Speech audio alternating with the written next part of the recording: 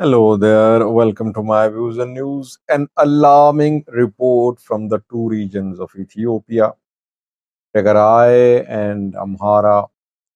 Government is painting a picture of development as if Ethiopia is just about to take off. It's about to start exporting wheat. It's going to be a developed country in coming years. But what is the real picture on the ground? Secondly, Sudan is not paying the price of electricity being provided to it by Ethiopia. There is considerable decline now in the supply of electricity from Ethiopia to Sudan. What is the situation? How much is being supplied to Sudan from Ethiopia? How much is the decline? Firstly, viewers, World Food Program yesterday released a report about humanitarian situation in Ethiopia. WFP, World Food Program, is a UN body. WFP mentioned the obstacles which it is facing in its work in Ethiopia. One of the main obstacles is conflicts. Due to these conflicts, WFP's work is being hindered. More aid dependent people adding up. Secondly, roads remain closed.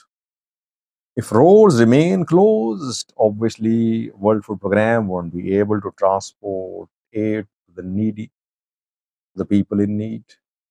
And we've seen that in Amhara region, in Oromia region, roads are blocked by armed groups.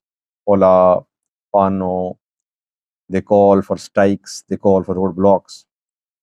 Apart from these strikes, Ola, Fano carry out ambush attacks as well. So it's not safe. By road travel is not safe. That is what Ethiopian politicians saying. A few days ago, we heard from Java, others, all confirm that by road travel is risky. And that is why Ethiopian domestic passengers number is rising, because those who can afford are flying by air to move from one to other place in Ethiopia. So second challenge faced by the WFP is the closure of roads. World Food Program made a big claim yesterday in its report. WFP says around 80% of people are facing food shortage in Tigray and Amhara regions. 80%. It's a big number. 80%. More than two-thirds of the total population in the two regions is facing food shortage. It's not that this 80% population is dependent on food aid, but they're facing food shortage. Food shortage means that either they don't have enough resources to provide for their food needs, or because of conflicts, because of road closures, they cannot buy food. There could be both reasons, but they are facing food shortage. So this revelation by the World Food Program has come at a time when, according to the Ethiopian Prime Minister, Ethiopia is going to take off. It's going to start exporting wheat. It is going to be self-reliant in terms of food security, according to the government, in coming years. If 80% of population of two regions is food deficient or facing food shortage, it means that Ethiopia is far away from being in a position to export wheat, export food. It must provide for its people first, then it should talk about exports. But problem is that Ethiopian government is in need of hard cash. Foreign exchange reserves dwindling fast. No direct hard cash coming to Ethiopia, which could make up for the foreign exchange dwindling reserves. That is why Ethiopia wants to privatize its assets. It wants to sell electricity. It wants to export wheat. But people of Ethiopia are not in a position that they can make both ends meet in terms of food, in terms of electricity, which is a basic need. So, isn't it the government should provide food to all Ethiopians first? Then it can talk about export. They will have electricity too. If Ethiopia is selling electricity to Kenya, to Djibouti, to Sudan, at least the income should be used to provide electricity to Ethiopians. If Ethiopians are being kept without electricity, while Ethiopia is selling electricity to other countries, it does not make sense. It means that the government wants to get hard cash. It does not matter whether people are without electricity, without food. So the government's claims that Ethiopia is about to start exporting of wheat are far from being true.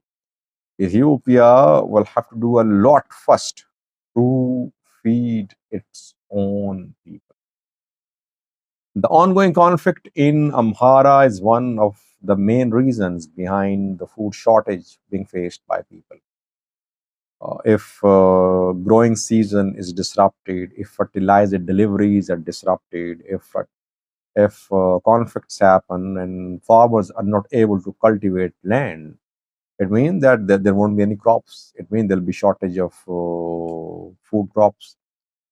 Prices will rise. That is what is happening in Amhara. In Tigray, there's a different story. For 2 years, almost no crops cultivated, no lands cultivated. So acute shortage of food there. Foreign aid arriving, but speed is slow. Lastly, we are Sudan relying on Ethiopian electricity, but not paying for the electricity. The provision of electricity from Ethiopia to Sudan has dropped. Ethiopia is providing 200 megawatts of electricity to Sudan. The number has declined to 50 megawatt. Now, why?